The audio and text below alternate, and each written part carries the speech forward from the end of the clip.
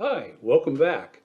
We just looked at a process where we saw a concept map of our global economic system, and we saw that natural resources were pushed all over the earth wherever they were needed or wanted uh, by transportation running on mostly fossil fuels. That concept map in this section is going to be made real because we're going to look at something that we actually do. We all have t-shirts. We all uh, participate in this global economic system. And I want to show you something. We'll start by looking at this picture. This is a metaphor for what happens as we buy and use things. If you look at this picture, you see that it's a stream and the water is running from upstream toward downstream. Let your eyes go all the way upstream, and we let that represent nature. And from nature, way upstream, we extract materials that we want. In this case, it will be cotton that will be harvested, but it could be for other things, metals that are mined, and it could be food that is harvested, and it could be fossil fuels that are drilled. Those materials are taken from nature. They are then refined and made into something pure that we can use easily. We then, going further downstream, make it into something that we would like to buy. And then that something gets either shipped to a store so that we can buy and use it, or it gets shipped directly to us. We use it. Sometimes we charge things. In the case of a t-shirt, we wash it and dry it, and then we dispose of it. Now, disposing of things is downstream from us. So as you look at this, I want you to be thinking about if we are right there and upstream from these processes are happening, and downstream from us, this process happens. I want to start thinking about where are the most fossil fuels burned? Where does the most carbon dioxide come out? Where is the most environmental damage takes place? So let's start by introducing this with a video. Rolling. I'm Alex Bloomberg at Planet Money, and a while ago we had this idea. Make a t-shirt, and then follow that shirt around the world as it gets made. This is the shirt we made. And it's just an ordinary shirt. It's not made of organic cotton. It's not handmade in the United States. We wanted to tell the story of our clothes the way the vast majority of our clothes are actually made.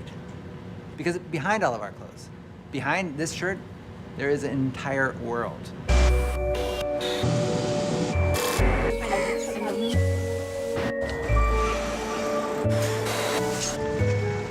And once you see that world, you realize there's nothing ordinary about a simple t-shirt. Now that you've seen that video, you saw that there were so many things that you might not have considered in the production of a t-shirt just by all the images that came in front of you. So I'd like for you to take a moment, and I'm going to zoom in on this, and I'd like for you to take a piece of paper and copy this data table down, and I'll give you a moment to do that.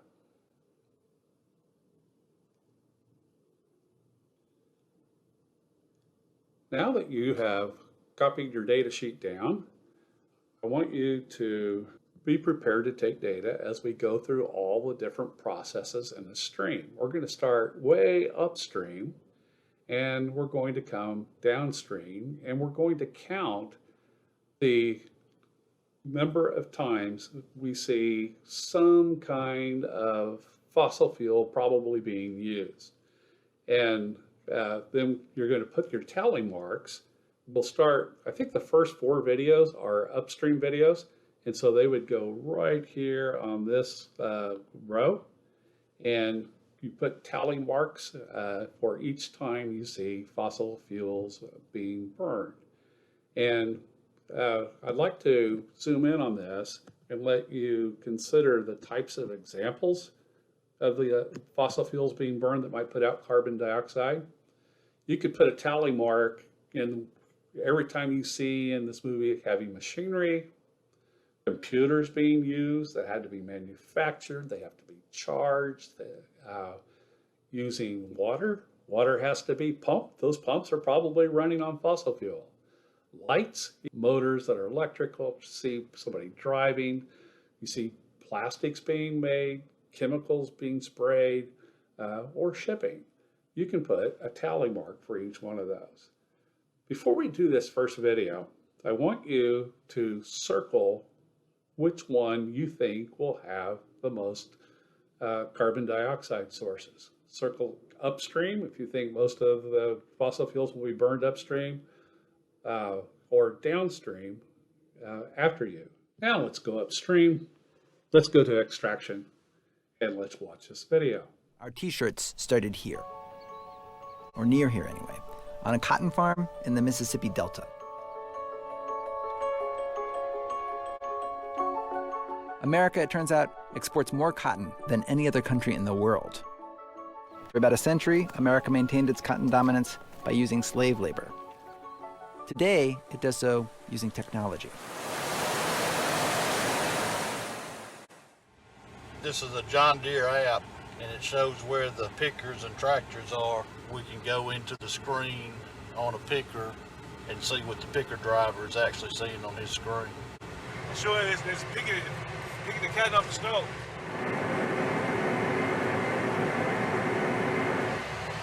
So we're driving south? Yeah. Bowen Flowers is a third-generation Mississippi cotton farmer. Even the seeds he uses are a feat of engineering to rival the iPhone. Most American cotton seeds are made in a lab, like this one at the Monsanto Corporation. Genes from bacteria are added to the cotton to make it more pest-resistant and tolerant of herbicides. Today, over 90% of American cotton is genetically modified.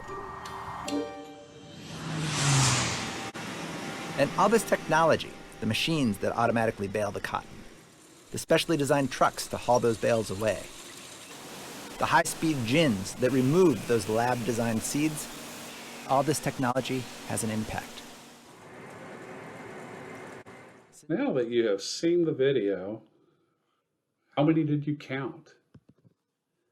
It's pretty typical to get 25 or more on that first one. Did you notice the big machinery in the fields? Did you notice that they had computers? Did you notice that truck that the farmer was sitting in that was running? Did you notice the factory that was producing the seeds had lights? Did you see people driving to work? Water being used in multiple places, including the fields. There was a spray plane that was spraying pesticides. All of these were sources of carbon dioxide. When that cotton gets taken to the shipping on the Gulf of Mexico, look what the ship does. This cotton that is just separated from the seeds gets shipped nearly 18,000 miles to Bangladesh. So I would hope that you would put maybe 5 more tally marks for that ship going 18,000 miles and using fossil fuels, diesel all the way. And now let's go all the way to Bangladesh and watch this video. Once I get past the intro, for every one of the machines, you can put down a tally mark for each machine that is using electricity, that is being burned, being charged by fossil fuels. Our cotton leaves the United States and goes around the world to Colombia, Indonesia, and Bangladesh, where it goes from plant to fabric, with barely a human being involved. Just lots and lots of cool machines, which we set to music. Our cotton first went to spinning factories like this one. Raw cotton is sucked up, laid down in big sheets, straightened, pulled into long, feathery ropes like an infinite ponytail, stretched, twisted, and with a final twist, it becomes yarn. It's then sent on big spools to the next step, the circular knitting machine, where our yarn is turned into fabric. It's washed, dyed, and voila, the fabric for our shirts. Okay, how many did you see there? Now you'll notice I'm not putting any more tally marks up. I'm going to let you put your own tally marks into your own counts on that. Now, this nice cloth that is just pure cotton cloth gets taken to a factory. And we will now watch several people make this into a t-shirt. Our men's t-shirt was made here, in this factory, in Bangladesh. Here's one of the people who made it. এরপরে মিলানোর পরে solder করবে আবার লগে এখানে top stitch হবে একটা Our women's t-shirt was made here, in this factory, in Colombia. Ahí, ¿cómo hizo para conseguirla? La punta es lo más importante de la camiseta. Es lo que le da la apariencia a la camisa. Doris and Jasmine share a job, but they're separated by the economic realities of the countries they live in. Bangladesh is much poorer than Colombia.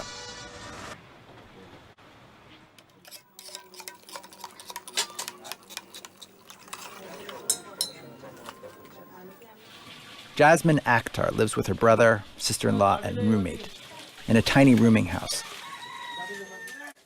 There's no running water, just a gas stove to cook. There's a small TV and a bookcase that holds all her belongings. She leaves for work at 7 a.m. each day, 6 days a week. She makes one of the lowest wages in the world, about $80 a month.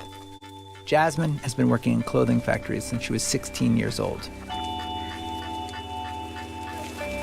And she is not alone. 4 million people in Bangladesh work in the garment industry. That's double the number from a decade ago. Long hours, a monotonous low-wage job, but in a factory, she says, that feels safe, better than others she's worked in. An improvement, however slight, over a life of even more crushing poverty. Our women's t-shirt was made in a country with a much more advanced economy, Colombia. Things there are different. Doris Restrepo lives there with her mother in a small apartment, and she supports the two of them on the salary she earns at the factory where our shirts were made. Doris makes almost 4 times what Jasmine makes in Bangladesh and can imagine a life outside the garment industry. In Colombia, the garment industry is just an industry. But in Bangladesh, it's a social upheaval. Millions of women like Jasmine living lives that just 20 years ago would have been hard to imagine. Lives filled with new risks and new possibilities. How many tally marks did you see in that video? Did you notice the lights in the factory? Did you notice the machines that were in the factory? Did you notice there might be a heating and cooling system within that factory, a ventilation system, people going to and from work? Now that a product has been made, it now needs to be shipped to us. Oh, it's in Bangladesh. This, if we order it in the Pacific Northwest, this is going to be shipped to us through Southern California, most likely. Let's watch the video. You count how many tally marks you might think there are. Our t-shirts got from the factories in Colombia and Bangladesh back home to us in this, a shipping container.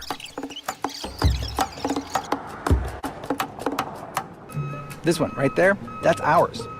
And containers are the unsung innovation that makes the global economy possible.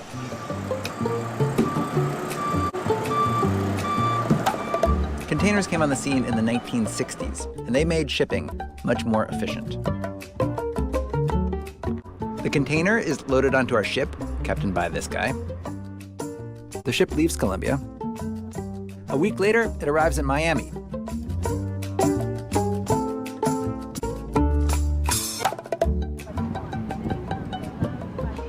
Our container with our shirts inside then gets loaded back onto a truck. And then onto a train, where it makes its way north. And this whole journey, thousands of miles, ships, trains, and trucks, cost just pennies per shirt. A tiny fraction of the cost of the raw materials in our shirt. Far less than the cost to print the design on our shirt. And a drop in the bucket compared to what it costs our shirts to take the final leg of their journey, from our warehouse to you. So here's to you, shipping container, the humble hero of the global economy. So this concludes our upstream portion of the video. We need to slide down now to sales and use. And let's take a look at the video that has to do with sales and use. The shirt is driven to the mall in semi-trucks. People drive to the mall or they take the bus to the mall. The mall has lights and elevators and escalators, heating, air conditioning, a food court with appliances. They take the shirt home. They wear it and look great at school or work. They have to wash it. They have to dry it. They might have to go to the laundromat to do this, which is a trip there and back. They might also have to iron the shirt. How many tally marks did you find for sales and use? Were there as many as there were upstream? Let's finish by going downstream and seeing what happens there. 85% of clothing ends up in landfills, which means it's not being donated or reused. So a truck drives to where the t-shirt was thrown away, a business or a home, and takes the trash to a place in town called the transfer station. The transfer station has a lot of trucks and machines and trash compactors, and the trash is packed into the backs of semi-trucks. One semi-truck fits 60,000 pounds of trash. And these trucks every day leave the Portland region and drive 150 miles to Arlington, Oregon, where the landfill is. The landfill is a place where trash is dumped and stored and has a lot of machines and trucks and tractors. And because the t-shirt is made from plants, it rots and releases methane gas. Now it's time to compare tallies in the three categories: upstream, sales and use, and downstream. What were your numbers? If we are asked now that question of where does the most environmental damage take place? Where does the most carbon dioxide come out? Where are the most fossil fuels burned? Those are all three the same question. And is it obvious? What do you think? For all the products that we use, approximately 70% of the carbon dioxide produced is upstream from us. Often people think that the most environmental damage takes place downstream from us, but actually it is upstream. For every can of garbage that you put out to be taken to the landfill, there are about 70 produced for that one can. So this also is in materials other than carbon dioxide and fossil fuels. There's a lot more environmental damage taking place up above. So if we're wanting to make a big difference in solving climate change, looking upstream is the key to reducing carbon dioxide. Now I would like for you to again look at that picture and then compare each of these in their usefulness in solving climate change and reducing carbon dioxide.